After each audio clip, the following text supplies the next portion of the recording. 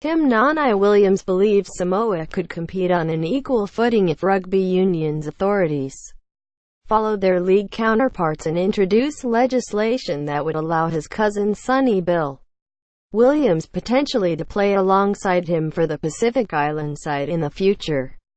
Last year, rugby league's eligibility rules were changed to free up players with dual nationality who were not picked by Tier 1 nations Australia, New Zealand and England to represent Tier 2 sides at the World Cup. Now at the semi-final stage, the move has polarized opinion after Jason Taumalolo's high-profile defection from New Zealand to Tonga last month, but it has resulted in a considerably more competitive tournament. Taumalolo's Tonga beat New Zealand in the group stages, while Fiji, beneficiaries of the law change with Jared Hayne in their ranks, have also reached the last four after beating the Kiwis in the quarterfinals. England players will not give part of their match fee to bankrupt Samoa. Read more. "I would love to see it happen," said Nanai-Williams, who has been named at fly half in the Samoa side to face England on Saturday. "It is great in my eyes to see league doing that. The Rugby League World Cup is a real level playing field. Everyone before was saying that it would be Australia and New Zealand in the final, and now you have Fiji and Tonga in the semi-finals. If that was to happen in rugby union, that would be unreal and would make the game a lot better. It would grow it." With the Samoa Union in financial turmoil, its chairman this month declared the organization bankrupt. They languished 16th in the world rankings after the defeat by Romania last weekend.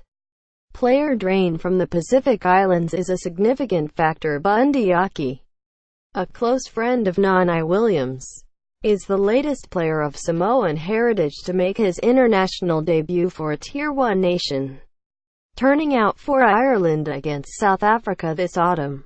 Having qualified on residency, World Rugby voted in May to extend the period of residency required to represent a new country from 3 to 5 years, a ruling which comes into force next year.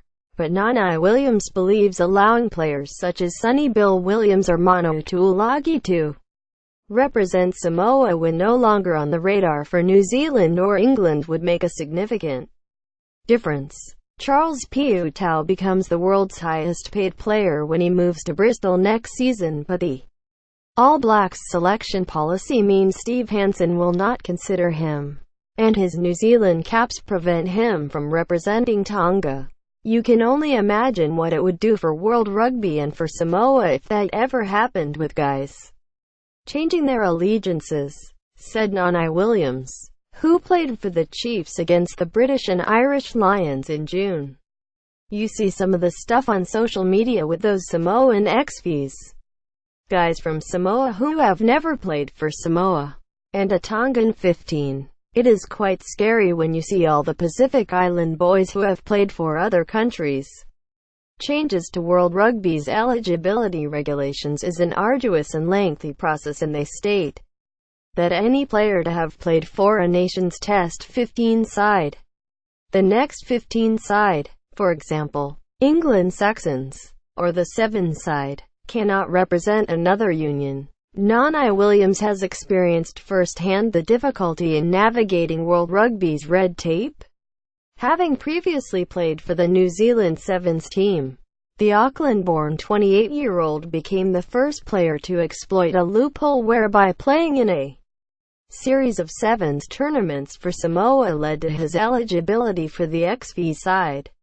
"When you are young playing in New Zealand, it is always the black jersey and also the Samoa jersey," he said. "Both my parents are from Samoa and I speak fluent Samoan. I never thought of going overseas.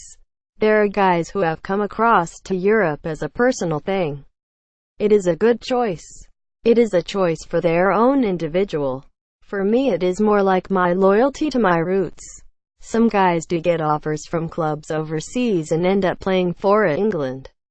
I have no problem with guys going overseas to financially set themselves up and play for other countries. while Nanai-Williams is content playing in Super Rugby for the Chiefs.